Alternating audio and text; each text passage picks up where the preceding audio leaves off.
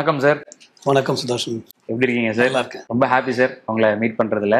ஒரு 1.5 வருஷம் கழிச்சு மீட் பண்ணுறோன்னு நினைக்கிறேன். எனக்கு ஞாபகம் இருக்கு, ஜோஷுவா அப்போ மீட் பண்ணோம். ஆமாம், கரெக்டு.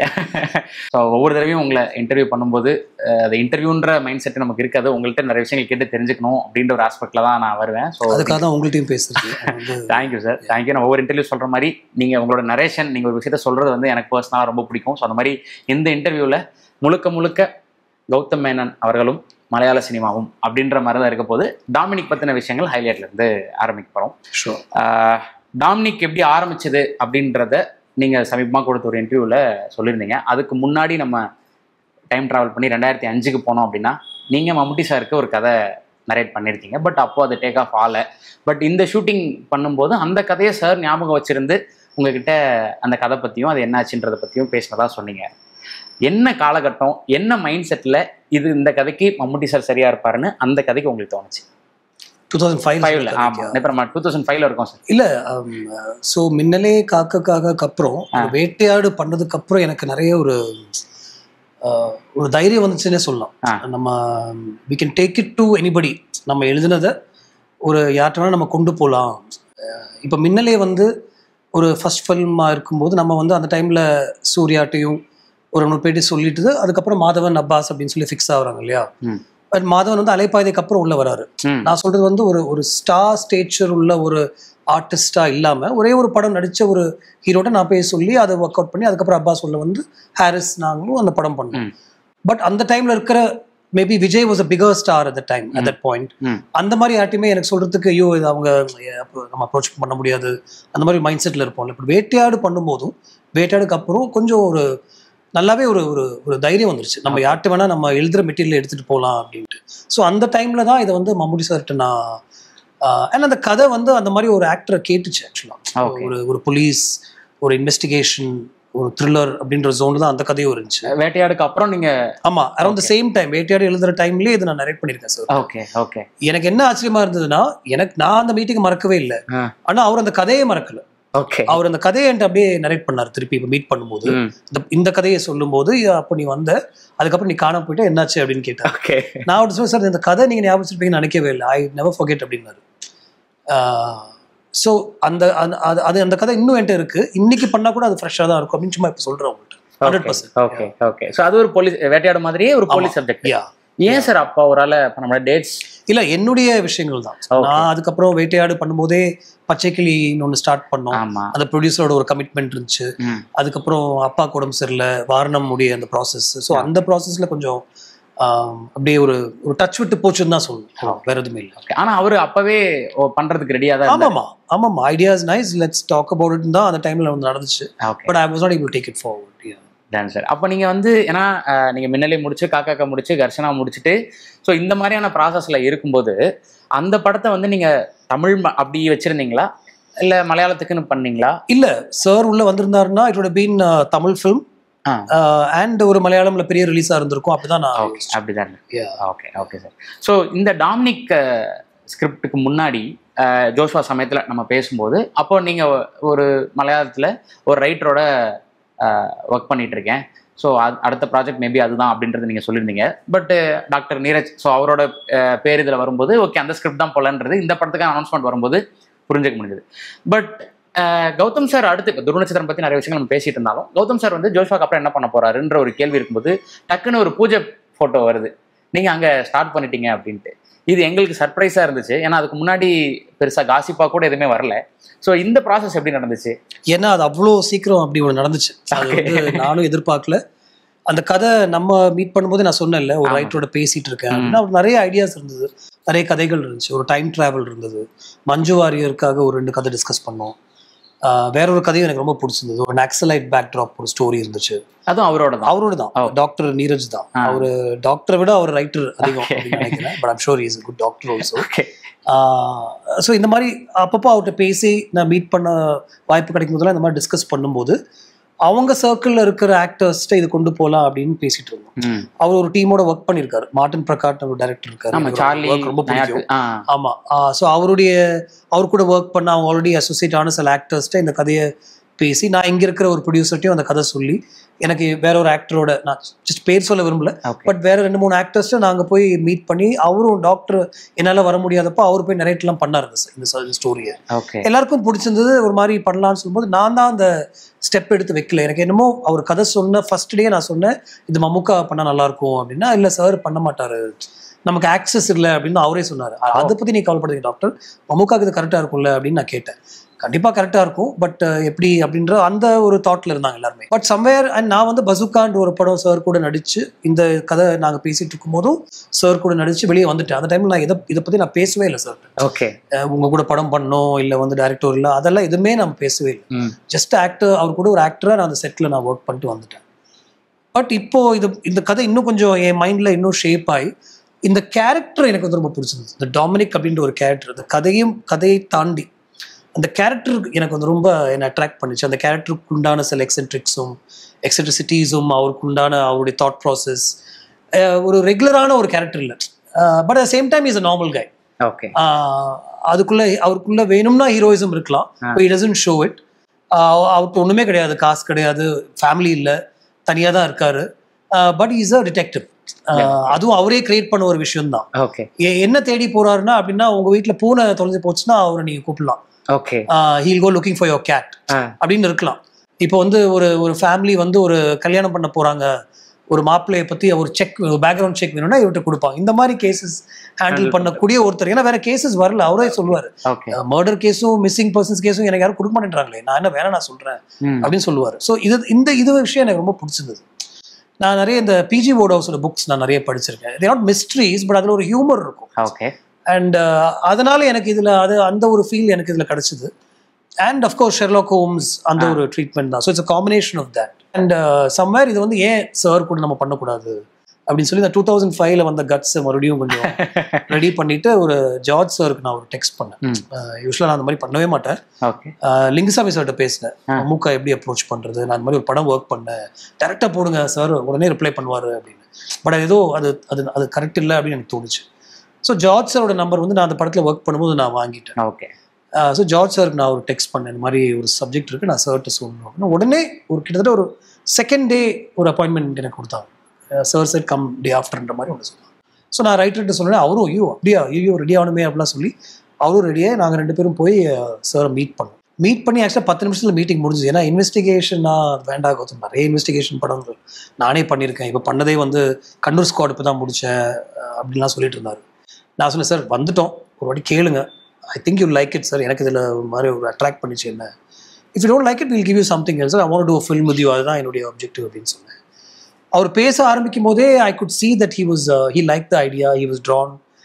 ஒரு 2-3 கேள்விகள் நல்லா கேட்டார். அண்ட் அந்த கிளைமேக்ஸில் அவர் ரியாக்ட் பண்ணார். யாரெல்லாம் எப்படி ரியாக்ட் பண்ணுறாங்களோ அது கொஞ்சம் ஒரு மாறுபாடாக கொஞ்சம் வேறு மாதிரி ரியாக்ட் பண்ணார். ஆக்சுவலாக அது எனக்கு பிடிச்சிருந்தது வேறு. அதுக்கப்புறம் 15 மினிட்ஸ் கழிச்சு நல்லா இருக்குன்னு வேற சொல்லி இது பண்ணலாம், என்ன what are you doing now அப்படின்னு சொல்லி என்னுடைய படங்களை பற்றியும் என்ன பண்ணுறீங்க எல்லாம் கேட்டார். அந்த தமிழில் பிரச்சனைகள்லாம் இருக்கே அப்படின்லாம் சொன்னார். இருக்குது சார், பட் எல்லா பிரச்சனையும் சால்வ் ஆகும் இல்லை சார், நான் பண்ணலாம் அப்படின்னு சொன்னேன். ஓகே அப்படின்னு சொல்லிட்டு நான் கிளம்பி வந்துட்டோம். அடுத்த நாள் எனக்கு ஃபோன் வந்துச்சு, ஆக்சுவலி சார் நினச்சார் நான் இன்னும் கொச்சியில் தான் இருக்கேன் அப்படின்ட்டு. No come back will talk, நம்மளே பண்ணலாம், Mammootty company will produce this film. But நான் ஒரு 2-3 மந்த்ஸ் நான் வந்து படம் முடிச்சுட்டு வீட்டில் உட்காந்துருக்கேன், நான் இவ்வளோ நாள்லாம் கேப் விட்டதே இல்லை, I need to start immediately, ஒரு 10 days will go to shoot அப்படின்னு சொல்லிட்டேன். அதனால தான் எனக்கே தெரியாத ஒரு விஷயம் வந்து வரும்போது அப்படி நடந்துச்சு நினைக்கிறேன். எல்லாருமே ஒரு சின்ன ஒரு சர்ப்ரைஸ்ல தான் இருந்தாங்க எல்லாருமே.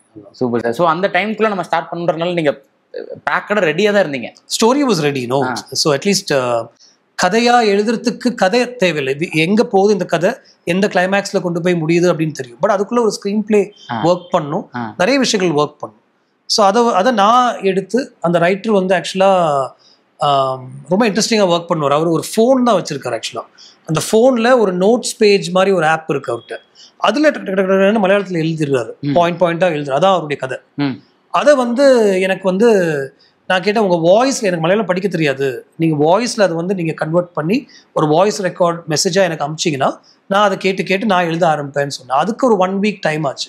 ஸோ நான் என்ன பண்ணேன், அப்பாவுடைய சிஸ்டர் அங்கே கேரளாவில் இருக்காங்க, ஒட்டுப்பாலத்தில், அவங்களுக்கு இந்த ஃபுல் ஸ்கிரிப்ட் நான் வந்து டாக்டருடைய ஸ்கிரிப்ட் நான் அவங்களுக்கு மெசேஜ் அனுப்பிச்சு அவங்கள வந்து எனக்கு டெய்லி இது வந்து நீங்கள் உங்கள் வாய்ஸில் எனக்கு எழுதி கொடுங்க, எனக்கு அனுப்புங்கன்னு சொல்லி அவங்க ஒரு 3-4 days அந்த சீன்ஸ் எனக்கு வந்து படித்து எனக்கு வாய்ஸ் அனுப்பிச்சாங்க.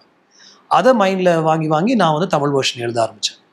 அவங்க எனக்கு அந்த ஃபர்ஸ்ட் ரியாக்ஷன் அவங்களுக்கு தான். ஏன்னா அவங்க அந்த டயலாக்ஸ்லாம் அவங்க எனக்கு டயலாக்ஸ் இல்லை, அந்த கதையை அவங்க எனக்கு வந்து சில சீன்ஸோட ஸ்ட்ரக்சர் இருந்துச்சு. எனக்கு அவங்களுடைய வாய்ஸில் கேட்கும்போது அவங்க சிரிச்சுட்டே எனக்கு வந்து சொல்லிட்டு இருந்தாங்க. ஸோ அவங்க ரியாக்ட் பண்ணாங்க அந்த லைன்ஸ்க்கெல்லாம். ஆக்சுவலாக அதுக்கப்புறம் நான் ஒரு ஸ்க்ரீன் பிளேயாக டயலாகாக நான் ஒரு தமிழ் வெர்ஷன் எழுதி ஷூட்டுக்கு போகும்போது அதை திருப்பி டாக்டர் நீரஜுக்கு போகும். அவர் அதுக்கு உண்டான மலையாளம் டயலாக்ஸ் அன்றைக்கி எழுதி அனுப்புவார். ஸோ இப்படி தான் அந்த ப்ராஜெக்ட் ஒரு குடும்ப படம் அப்படிதானே சார்?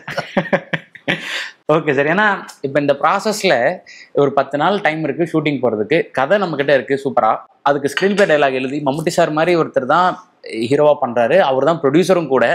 அப்படிங்கும்போது இன்னொன்று ஃபஸ்ட் டைமில் இன்னொருத்தவங்களோட கதையை வந்து வேறு லாங்குவேஜில் பண்ணுறோம். அப்படிங்கும்போது உங்கள் மனநிலை எப்படி இருந்ததுன்றதை தெரிஞ்சுக்கணும். ஏன்னா இப்போ உங்களோட இன்டர்வியூஸில் நான் என்கிட்ட பேசினது, மற்ற இடங்களில் பேசினது, நிறைய இடங்களில் முன்னாடி சொன்னது என்ன, நீங்கள் உங்கள் பேட்டர்னில் ஒன்று போயிட்டு இருப்பீங்க, படத்தோட கிளைமேக்ஸ் உங்கள்கிட்ட இருக்காது, த்ரூ த ப்ராசஸ் உங்களுக்கு என்ன கிளைமேக்ஸ் அரைவ் ஆகுதோ அந்த மாதிரி நிறைய விஷயங்கள் மாறி இருக்கு அப்படின்றதான் கேள்விப்பட்டிருக்கோம். பட் இதில் நீங்கள் அப்படி பண்ண முடியாது. ஸோ இதெல்லாம் எப்படி கடந்து வந்தீங்க, எப்படி ஓவர் கம் பண்ணீங்க? இதுலேயும் அந்த விஷயங்கள்லாம் இருந்துச்சு. ஒரு ஒரு போல்டான விஷயம் ஒரு கிளைமேக்ஸில் அவங்க ஐடியாவாக சொல்லும்போது அது கொஞ்சம் ஹீரோயிசமும் இருக்கணும். வேற எக்ஸ்டர்னல் ஃபேக்டர்ஸ் மூலமா அந்த ஹீரோவுக்கு விஷயம் தெரியக்கூடாது, அவராக அதை கண்டுபிடிக்கணும். பிகாஸ் இன்வெஸ்டிகேஷன் ஃபிலிம் அதெல்லாம் இன்ஷியலாக அந்த ஸ்டோரியில் இல்லை. அவங்க ரொம்ப மலையாள படத்துக்குரிய ஒரு விஷயமா, இப்போ நாயாட்டில் ஒரு கிளைமேக்ஸ் இருக்கும், அவங்க அதை பற்றி கவலையே படலை. ஹீரோயிசமா எதுவுமே அவங்க 3 பேரை அரெஸ்ட் பண்ணி கூப்பிட்டு போவாங்க, ஜெயிலில் இருப்பாங்க அப்படின்னு சொல்லி முடிச்சிருப்பாங்க. உண்மையிலே நாங்களே அந்த படத்தை இங்கே ரீஒர்க் பண்ணும்போது ஒரு கமர்ஷியலான ஒரு கிளைமேக்ஸ் தான் நாங்கள் ட்ரை பண்ணோம். ஸோ நான் சொன்னேன், ஒரு மலையாளத்துக்குரிய ஒரு சென்சிபிலிட்டிஸ் இருக்குல்ல, அந்த சென்சிபிலிட்டிஸ் தான் அவங்க அதை எழுதுனாங்க. பட் நான் அதை கொஞ்சம் புஷ் பண்ணணும்னு கேட்டே இருந்தேன். அண்ட் ஐ திங்க் என்னுடைய ஸ்க்ரீன் பிளேல அதை நான் கொஞ்சம் புஷ் பண்ணேன். அங்கேயும் ஒரு பவுண்டரி நான் வச்சுக்கிட்டேன். அது ரொம்ப ஓவர்ட்லி கமர்ஷியலாகவும் நம்ப முடியாத அளவுக்கு இருக்கக்கூடாதுன்னு சொல்லி. ஆனால் அந்த ஹீரோயிசம்க்கு உண்டான ஒரு விஷயத்தை நான் அதுக்குள்ளே கொண்டு வந்து நான் ஒர்க் பண்ணேன். எங்கே போகிறோன்னு தெரியும் கிளைமேக்ஸில், ஆனால் அந்த writing will be decided by the actor. அது அந்த ஆக்டர் அந்த கேரக்டருக்காக என்ன பண்ணியிருக்காரு, நான் அந்த கேரக்டருக்காக அந்த கதைக்காக என்ன பண்ணியிருக்கேன் அப்படின்ற ஒரு ஷேப், ஒரு ஆர்கானிக்கான ஒரு மெத்தட் தான் அப்படின்னு எனக்கு எப்போதுமே தோணும். என்னையா இருந்தாலோட கிளைமேக்ஸும் அதுதான் அன்னைக்கு அந்த இதில் சொல்லியிருந்தேன். என்னன்னா அவர் ரத்னம் சார் வந்து ஃபர்ஸ்ட்ல இருந்தே வந்து இது ஹார்பர்ல தான் நம்ம ஷூட் பண்ணோம் அப்படின்னு சொல்லிட்டே இருந்தாங்க. ஆனால் எனக்கு வந்து எதுக்கு நம்ம ஹார்பரில் ஷூட் பண்ணோம் அப்படின்னு எனக்கு தோணிட்டே இருந்துச்சு. நமக்கு என்ன கதை தெரியும், ஆனால் அந்த கிளைமேக்ஸ் வந்து என் மைண்டில் அந்த வீட்டுக்குள்ளே தான் அது முடியணும் அப்படின்னு இருந்துச்சு. ஸோ அந்த ஒரு சின்ன டிஃப்ரென்ஸ் ஒப்பீனியன் இருந்துகிட்டே இருந்துச்சு. ஸோ இதுலேயும் அதே மாதிரி ஒரு கிளைமேக்ஸ் அப்படின்னு செட் பண்ணி உள்ளே போகும்போது நான் சாருக்கு ஒரு 2-3 ஆப்ஷன் நான் கொடுத்தேன். சார் இது பண்ணலாம், இது இன்னும் கொஞ்சம் எலிவேட் பண்ணணும்னா இதையும் பண்ணலாம் அப்படின்னு, ரெண்டுமே நல்லா இருக்கு, ரெண்டுமே ஷூட் பண்ணலாம்னு சொல்லிட்டாரு பீங் ப்ரொடியூசர். சார் இல்லை சார் அது வேண்டாம் சார், நம்ம டைமும் இருக்காது சார். இந்த படத்துடைய எண்டில் வந்து Dev already started discussing the next production. Okay. So அது ஒரு ரொம்ப இன்ட்ரெஸ்டிங்கான ஒரு ஸ்டோரி தான் அவர் எடுத்து பண்ணுறது. ஓகே. ஸோ டேட்ஸும் நம்ம வந்து லூஸ் பண்ணக்கூடாதுன்னு சொல்லிட்டு நான் இல்லை இது எல்லாருமே இது பிடிச்சிருக்கு சார், இதை நம்ம ஒர்க் பண்ணலாம்னு சொல்லிட்டு ஒரு கிளைமேக்ஸை நோக்கி நம்ம உள்ள போனோம். ஆனால் அந்த கிளைமேக்ஸ்க்கு எப்படி சார் எல்லாருமே அரைவ் ஆனீங்க? எல்லாமே எல்லா 3 ஆப்ஷனுமே நல்லா இருக்குன்ற போது அந்த ஃபைனல் டிசிஷன் நான் தான் எடுத்தேன். யோர் கால் அப்படின்னு சார் என்கிட்ட சொல்லிட்டாரு. Ya, it's your call, you decide அப்படின்னு சொல்லிட்டாரு. I said we'll go with this sir அப்படின்னு சொல்லி. இன்ஃபேக்ட் அந்த லாஸ்ட் போர்ஷன்ஸ் ரொம்ப நல்லா வந்திருக்கு அப்படின்னு தோணுது எனக்கு படம் பார்க்கும்போது. ஆக்சுவலாக ஏன்னா கதை வந்து டாக்டர் நீரஜ் அவரோடது. So what is Gautham Menon's think in Dominic அப்படின்றத அவங்க எப்படி ஃபீல் பண்ணாங்கன்றதை தெரிஞ்சுக்கணும். ஐ திங்க் படம் பார்த்தீங்கன்னா உங்களுக்கு அந்த கேள்விக்கு பதில் வரும் அப்படின்னு நினைக்கிறேன். அது அவங்களும் ஃபீல் பண்ணியிருப்பாங்க தான் அப்படின்னு தோணுச்சு எனக்கு. ஓகே. நான் வந்து ஒரு ரைட்டருடைய ஒர்க்கை வந்து கம்மியாக சொல்ல content is everything. I hats off and a lot of admiration to writers who can just create things. We've also been in the same space. இன்னைக்கு நான் ரொம்ப creative low-ல இருக்கேன் actually as far as the writing is concerned. So any writer who comes up with something different and interesting and new space, I have a lot of respect for that. So but it was just writing தான். அந்த ரைட்டிங்க்கு ஒரு உயிர் கொடுக்கணும், அதுக்கு வந்து ஒரு imagery ஒன்று fix பண்ணணும். இவர் எந்த மாதிரி க்ளோத்ஸில் இருப்பார், இவர் எந்த மூடில் இருப்பார், இவரை சுற்றி என்ன இருக்கும், அவங்க எப்படி எந்த டோனில் அவர் பேசுவார், எந்த வால்யூமில் அவர் பேசுவார், எல்லாமே வந்து அந்த டைரக்ஷன் உள்ள வரும்போது தான் டிசைட் பண்ணுறது. அது ஸ்க்ரீன் பிளேயில் எழுதும்போது a lot of things I fixed on that, which is my work. Okay. And I love to do that. இது வந்து ரைட்டிங்ல இருந்தாலும் ரொம்ப happy to just go and direct. Okay. But அதையும் தாண்டி ஒரு நிறைய விஷயங்கள் இதுக்குள்ள ஒர்க் பண்ணி கேரக்டர்ஸ் ஃபிக்ஸ் பண்ணி காஸ்டிங்ல இருந்து எல்லாமே சார் உள்ள இறங்கி தான் ஒர்க் பண்ணுவார் ஆக்சுவலா. இந்த சின்ன சின்ன கேரக்டர்ஸ்க்கு சார் வந்து ஐடியா சொல்லுவார். அவங்கள அந்த படத்துல அவங்க இருந்தாங்க, இந்த வீடியோ பாருங்க இந்த பையன் அப்படின்னு சொல்லி நிறைய இன்புட்ஸ் அவர் சைட்ல இருந்து வரும். எல்லா படங்களும் பாத்துறாரு சார், எல்லாமே பார்ப்பாரு sir. Is very very glutton and even otherwise you know. So அவருடைய சஜஷன்ஸ் நிறைய இதில் இருந்துச்சு. அந்தந்த ஆக்டர்ஸை வர சொல்லி எல்லாருக்குமே ஒரு டிசைன் பண்ணி இந்த மூட் ஆஃப் த ஃபில்ம், என்ன ஸ்டைலில் இதை ஷூட் பண்ணலாம், இது எல்லாமே நம்மளுடைய எஃபர்ட் தான், நம்மளுடைய ஒர்க் தான். யூ லவ் வெர்ஜின் டேக்ஸ் அப்படின்ற எக்ஸாக்ட் வார்த்தையை வந்து நீங்களும் சொல்லியிருக்கீங்க, உங்களோட சினிமாட்டோகிராஃபர்ஸும் சொல்லியிருக்காங்க. ஸோ மம்முட்டி சார் மாதிரியான ஒருத்தர் இருக்கும்போது அந்த இடத்துல நடந்த மேஜிக்லாம் என்ன? அதை தாண்டி வேறு எதுவுமே இல்லை, எல்லாமே சிங்கிள் டேக்ஸ் தான் மோஸ்ட்லி. ஒரு சின்ன டிஸ்கஷன் நடக்கும், இதுதான் மூடுன்னு சொல்லிவிடுவோம், டயலாக்ஸ் இதுதான் அப்படின்னு சொல்லுவோம். He'll clearly grasp the mood. நான் இது சொல்லியிருக்கேன் ரீசெண்டாக கூட. ப்ரீவியஸ் டே வந்து ரைட்டர் கேட்டார், சார் இது ஒரு ரீடிங் நடந்துச்சு, ஃபுல் ஸ்கிரிப்ட் ரீடிங் நடந்துச்சு, ஓகே ஷூட் போயிடலாம் அப்படின்னு சொல்லும்போது, சார் நாளைக்கு நீங்கள் டாமினிக் உங்களுக்கு தெரியும், how are you going to play Dominic அப்படின்னு கேட்டாங்க. அது தெரியாது அப்படின்ட்டு. ஜஸ்ட் நாளைக்கு போய் என்ன மூடு, என்ன அவர் என்ன ஃபீல் கொடுத்துருக்காருன்னு நான் பார்ப்பேன், அதுலேருந்து என்ன வருதோ அதுலேருந்து எடுத்துகிட்டு ஒரு மீட்டர் பிடிச்சிட்டு நான் போயிடுவேன். This what I usually two அப்படின்றது நான் ஆக்சுவலாக ரொம்ப ரசித்தேன் அது. ஆக்சுவலாக அது எங்களுக்கு ரொம்ப ஒர்க் அவுட்டும் ஆச்சு. ஏன்னா நெக்ஸ்ட் டே வந்து ரொம்ப பிளாங்காக தான் வந்தார். வந்துட்டு பார்த்துட்டு ஒரு ஃபர்ஸ்ட் ஷாட், அந்த படத்தில் நம்ம பார்க்குற ஃபர்ஸ்ட் ஷாட் தான் நாங்களும் ஃபஸ்ட்டு ஷூட் பண்ணோம். ஏன்னா சார் கூட தான் ஃபஸ்ட்டு ஷூட் பண்ணோம் அப்படின்னு நினச்சேன். இந்த படத்துடைய ஃபர்ஸ்ட் ஷாட் அவரு கூட தான் இருக்கணும் அப்படின்னு சொல்லி ரெக்வெஸ்ட் பண்ணி பண்ணோம். அந்த மூட் எனக்கு ரொம்ப இம்பார்ட்டண்ட்டாக இருந்துச்சு. ஏன்னா எனக்கும் அவர் ஒரு ஆக்டர் அந்த டாமினிக்கை எப்படி ப்ளே பண்ணுவாருன்னு நான் பார்க்கணும், அந்த அந்த சீன்லேருந்து எப்படி எடுத்து போவாருன்னு பார்க்கணுன்னு சொல்லி அதை ஸ்லோவாக அப்படியே ஏற்றிட்டு வந்தார். அது எனக்கு ஒரு லேர்னிங்காக இருந்துச்சு ஆக்சுவலாக. நான் பெருசாக அதுக்கு ஒர்க்கே பண்ணல. அப்படி ஒர்க் பண்ணியிருந்தாலும் அவர் கொடுத்த எக்ஸ்பிரஷன்ஸ் என்னால் எழுதியிருக்க முடியாது. So it is all single takes mostly. Maybe சவுண்டுக்காக ஒன் மோர் சவுண்ட் சரியாக வரல, அதுவும் லைவாக வைல்ட் டவுன் எடுக்கிறேன் அப்படின்னு சொல்லிட்டு எடுப்பார். சிங் சவுண்ட் அது complete. But mostly single takes தான் சார். ஸோ சிங் சவுண்ட் பசூக்காவுமே சிங் சவுண்ட்னு நடிச்சிருந்தீங்க. ஸோ சாருடைய எல்லா படங்களும் ரீசெண்டாக வந்த மேபி லாஸ்ட் 10 ஃபிலிம்ஸ் அவர் பண்ண ப்ரீவியஸ் 10 ஃபிலிம்ஸ் எல்லாமே சிங் சவுண்ட் தான் ஐ திங்க். Okay okay. அது sir he prefers that.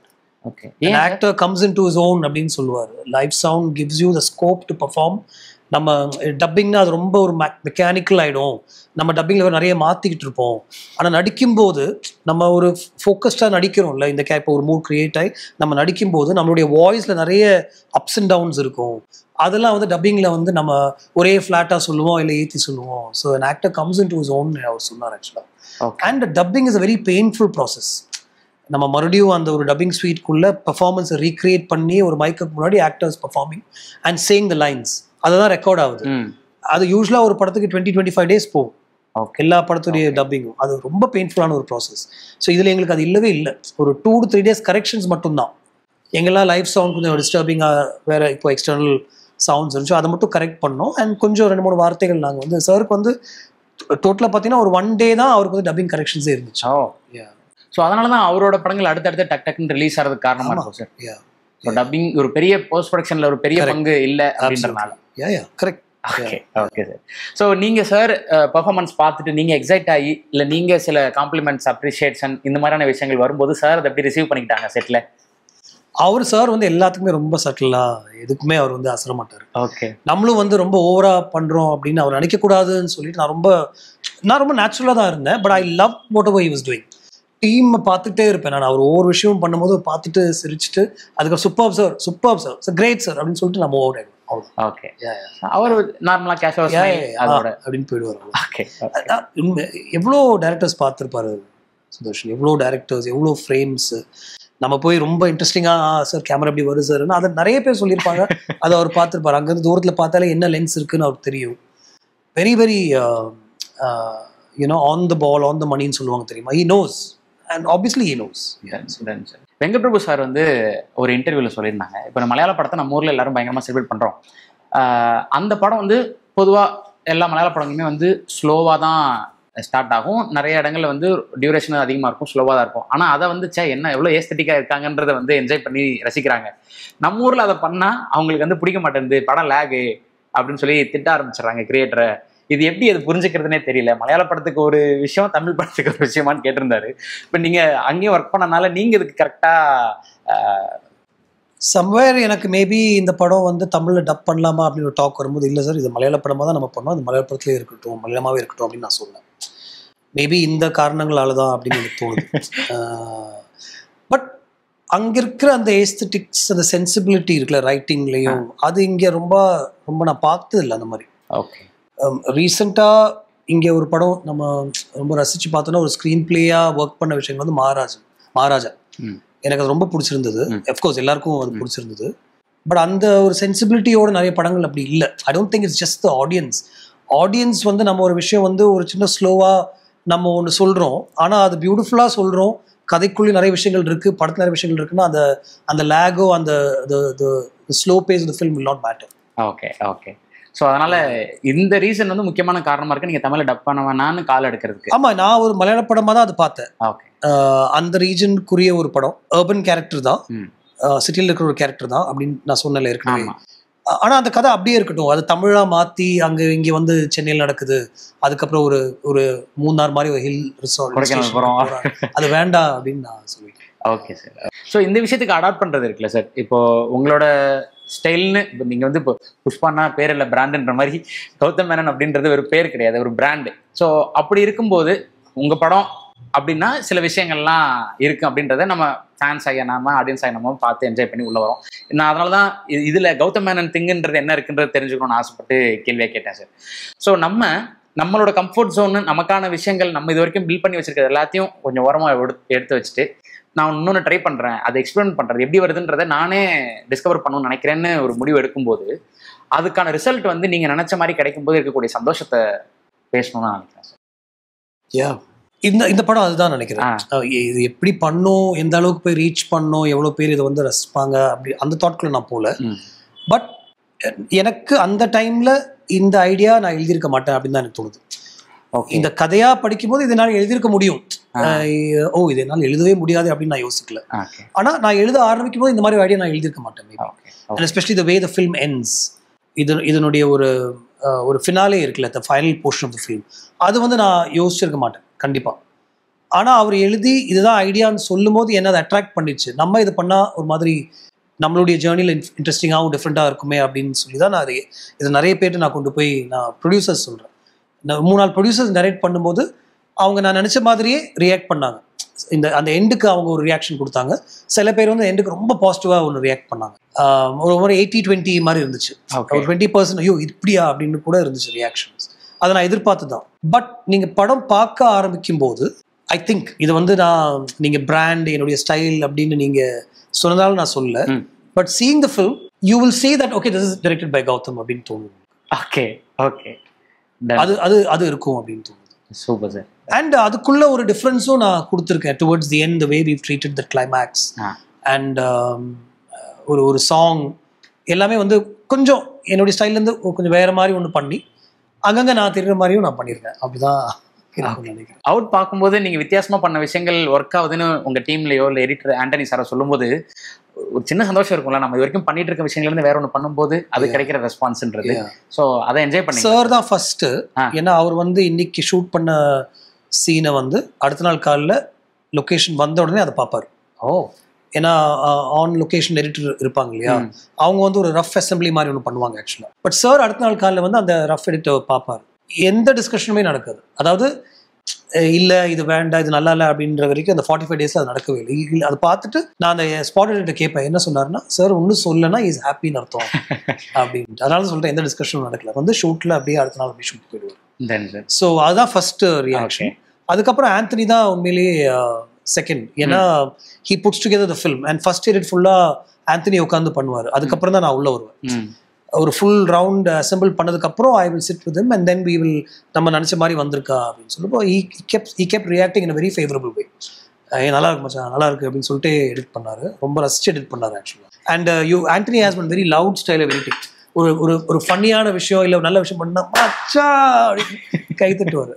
So நான் அவர் அங்கே உள்ளே உட்காந்துருப்பேன், நான் இங்கே இருப்பேன். எதுக்காவது கை தட்டினாருன்னா ஓகே இது ஒர்க் அவுட் ஆச்சு. ஓகே ஸோ அது ஏன்னா படத்தில் கதையில் வரக்கூடிய குட்டி குட்டி கேரக்டர்ஸுமே வந்து சார் வந்து அந்த படத்தில் இவங்க பார்த்தேன் நல்லா பண்ணியிருக்காங்க, இவங்களை காசு பண்ணுங்கன்னு இவ்வளோ டீட்டெயில்டாக சாரோட கான்ட்ரிபியூஷன் இருக்குன்னு போது டெக்னிக்கல் ஆஸ்பெக்டில் சாரோட கான்ட்ரிபியூஷன் இல்லையா? உங்களுக்கு யார் கம்ஃபர்டபுளோ அவங்க நீங்கள் ஆமாமா நான் சொன்ன அவர்கிட்ட சார் சினிமாட்டோகிராஃபர் எடிட்டர் மட்டும் நான் சொன்னேன் சார் அது என்னுடைய ஒரு ஸ்டைலில் இருக்கட்டும், எனக்கு சிங்க் ரொம்ப முக்கியம். ஆக்சுவலி அவங்க ஒரு 2 சினிமாட்டோகிராஃபர் சஜஸ்ட் பண்ணாங்க. ஒருத்தர் ஆக்சுவலாக டேட்ஸ் இல்லை, அவரால் டக்குன்னு பண்ண முடியல, ஒன் பிக் சினிமாட்டோகிராஃபர். ஓகே. அப்புறம் இன்னொரு சினிமாட்டோகிராஃபர் ரெக்கமெண்ட் பண்ணாங்க. பட் எனக்கு ஏதோ எனக்கு ஒரு சிங்க் இல்லாத மாதிரி எனக்கு இருந்துச்சு. With all due respect, somewhere அது அந்த சிங்க் ரொம்ப முக்கியம் அப்படின்னு தோணுச்சு எனக்கு. நான் சார்கிட்ட சொன்னேன், sir can I bring somebody? Okay go ahead அப்படின்ட்டாரு. எடிட்டர் ஆந்தனியோட தான் நான் ஒர்க் பண்ணியிருக்கேன் sir. So he understands how I shoot and what the feel is. So Antony உள்ள வந்து நல்லா இருக்கும்னு சொன்னப்போ ஓகே அப்படின்னு சொல்லிட்டாங்க. And music also obviously Darbuka Siva sir, I collaborated with earlier. மறுவார்த்தைகள்லாம் அவர் தான் பண்ணாரா. Okay okay he's good, let's bring him in அப்படின்னு சொல்லி தர்புகா சிவாவும் உள்ளே வந்துட்டார். Okay okay. ஸோ டிஓபி அவரை நீங்கள் உள்ளே கொண்டு வரதுக்கான காரணம் சார்? விஷ்ணு வந்து எனக்கு இப்போ ரீசெண்டாக துருவ நட்சத்திரமுடைய அந்த ஃபைனல் போர்ஷன்ஸ் ஃபினிஷ் பண்ணுறதுக்கு விஷ்ணு தான் ஷூட் பண்ணார். ராஜீவ் மேனன் ஒரு ஸ்கூலில் ஒர்க் பண்ணார் மைண்ட் ஸ்க்ரீனில். And then I really liked the visual imagery and the kind of thought that he has. துருவ நட்சத்திரம்ல ஒரு 10 to 15 days ஒர்க் பண்ணோம். 2-3 ஆக்ஷன் சீக்வன்சஸ் கூட ஷூட் பண்ணோம். ரொம்ப ஈஸியாகவும் இருந்தது, ப்ளஸ் கிளியராக ஒரு விஷன் இருந்தது. So I thought okay let's get Vishnu on this. படம் ஃபுல்லாக இப்போ ஒரு 15 days முன்னாடி மிக்ஸ் வரதுக்கு முன்னாடி ஒரு வெர்ஷன் பார்த்தாரு. Yeah it works for me and cinematography is very good அப்படின்னு சொல்லிட்டு போனார். ஸோ உங்களோட ஒர்க் பற்றி ஏதாவது ஃப்ரீ டைமில் பேசினாரா? இது வரைக்கும் உங்களோட ஃபிலிமோகிராஃபி நிறைய பேசுவார். ஆக்சுவலாக படங்கள் பற்றி நிறைய பேசுவார். நாங்கள் ஒர்க் பண்ண அந்த 6 monthsல ஜூனில் மீட் பண்ணோம். July 10th we started shoot. செப்டம்பரோட சாரோட ஒர்க் முடிஞ்சிருச்சு. அதுக்கப்புறம் we shot with some other actors and all that, and post production டப்பிங்க்கு வரும்போது எப்போ வரும்போதும் அவர் வந்து சினிமாவில் நடக்கிற சில விஷயங்கள் பற்றி பேசுவார். இந்த படம் பார்த்தீங்களா, நல்லா இருந்துச்சு. அவர் ரேக்கா சித்திரம் பற்றி முன்னாடியே என்கிட்ட அவர் சொன்னார். ஒரு படம் பண்ணியிருக்காங்க, ஏஐயில் வச்சு என்ன ரீக்ரியேட் பண்ணியிருக்காங்க, இன்ட்ரெஸ்டிங் ஸ்டோரின்னு அவர் என்கிட்ட சொன்னார் சார். அண்ட் தென் ஒரு 45 days ஷூட்டில் பிகாஸ் ஆஃப் த லொக்கேஷன்ஸ் ஒரு 8 to 10 times நான் சார் கூட உட்காந்து லஞ்ச் சாப்பிடுவோம். அவரே கூப்பிடுவார், கௌதம் வர சொல்லுங்க அப்படின்னு சொல்லிட்டு. அப்போ நிறைய விஷயங்கள் பேசுவார். ஃபுட் பற்றி, அஃப்கோர்ஸ் கேரளாவில் இருக்கிற அந்த டிஃப்ரெண்ட் கைண்ட்ஸ் ஆஃப் ஃபுட் பற்றியும், அண்ட் சினிமா பற்றி, இந்த ஆக்டர் பற்றி ஒரு ஹெல்த்தியான ஒரு கான்வர்சேஷனாக இருக்கும். அண்ட் ஹிந்தி படங்கள், நிறைய வெப் சீரிஸ், நிறைய இங்கிலீஷ் கான்டென்ட்லாம் வந்து இந்த படம் பார்த்தியா அப்படின்னு கேட்பார். That performance is so good அப்படின்லாம் சொல்லுவார். So he is very very clued in, he is aware of what films are there, what other people are doing in all. இந்த கண்டெம்பரரியான சுச்சுவேஷனில் ரொம்ப இம்ப்ரெசிவாக இருக்கக்கூடிய கிரியேட்டர், ஆக்டர் உங்களுக்கு அந்த ஊரில் அப்படின்னு யாருன்றதை ஷேர் பண்ணலாமா? எனக்கு ஃபஹத் ரொம்ப பிடிக்கும், ஆசிஃப் அலி எனக்கு ரொம்ப பிடிக்கும்.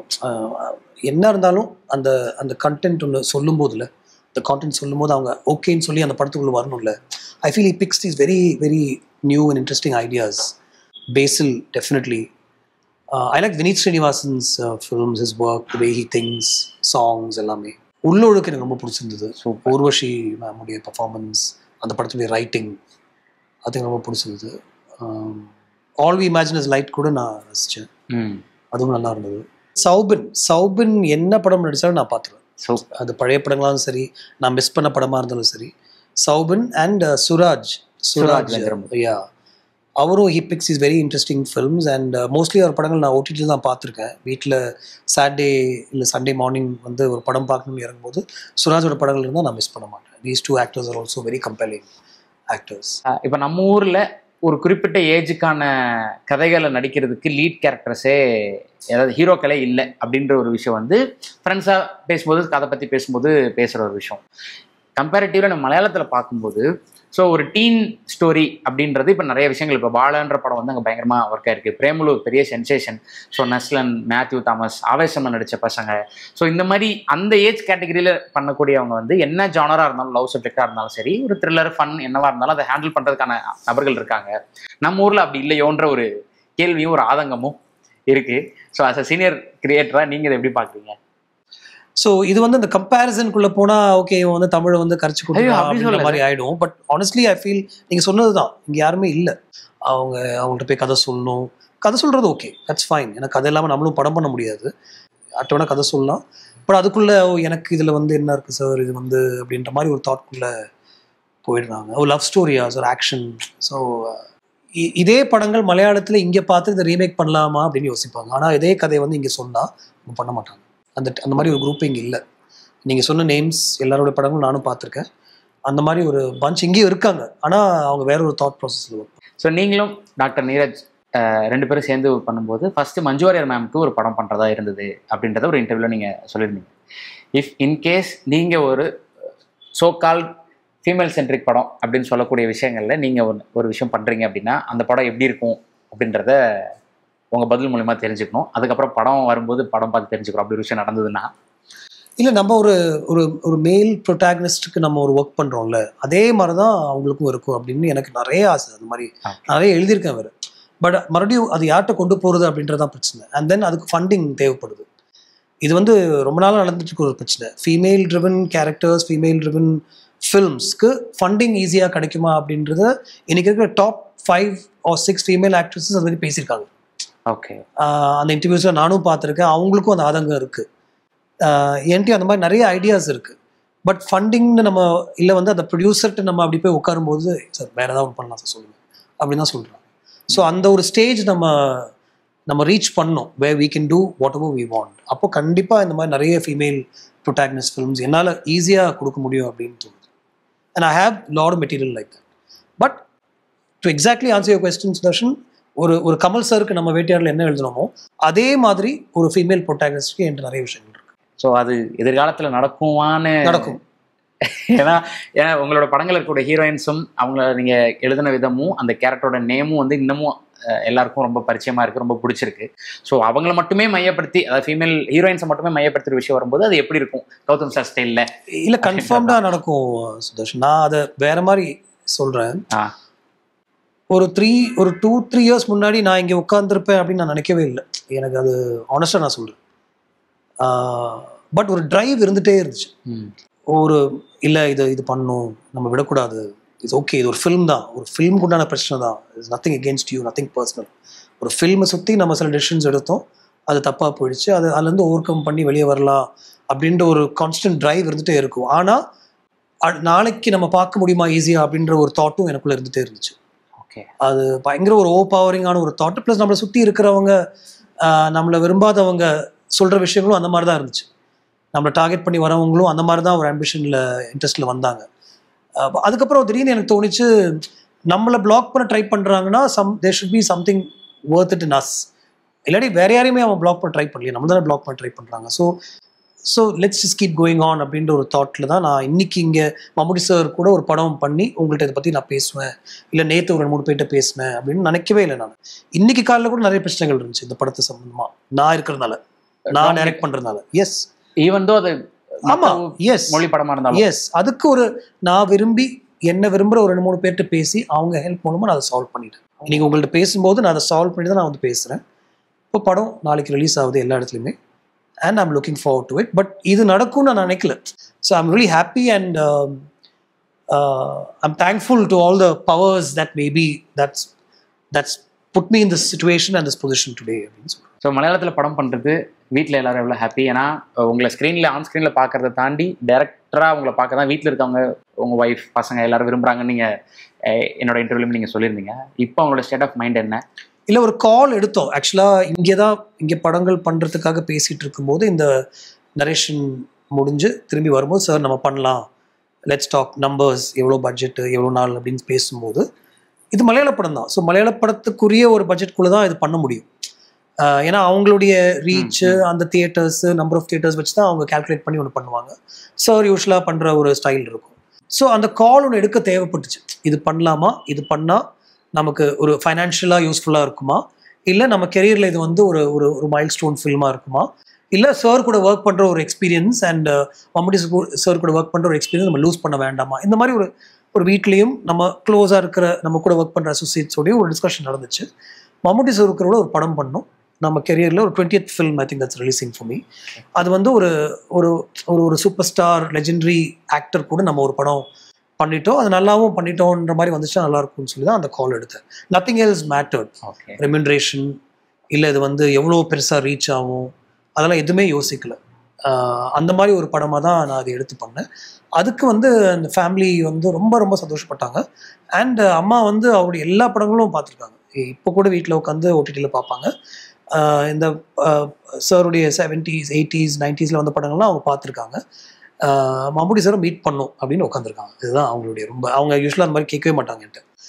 எப்பயாவது I want to meet Mammootty sir and just say hello to him அப்படின்னு அவங்களுடைய ஒரு விஷயம். I have to make that happen. இன்னும் நடக்கல, அது இன்னும் நடக்கல. ஷூட் ஸ்பாட்டுக்கெலாம் யூஸ்வலாக அப்படி வரவே மாட்டாங்க. நான் ஒர்க் பண்ண நிறைய படங்கள்ல அவங்க வந்து நான் மீட் பண்ண மாதிரிலாம் அவங்க கேட்டதே இல்லை. ஆனால் மம்முட்டி சாரை நான் மீட் பண்ணணும், அது மட்டும் நீ எப்படியாவது வந்து நீ யூ அரேஞ்ச் பண்ணி அப்படின்னு சொல்லிட்டு. பசங்க I think they too busy in their own space. Cricket அது இதுன்ட்டு they in fact my older son seen the film. நேற்று பார்த்தா என் கூட நல்லா இருக்கு. சிம்பிள் ஃபிலிம் சொன்னீங்க, அது சிம்பிளே இல்லை.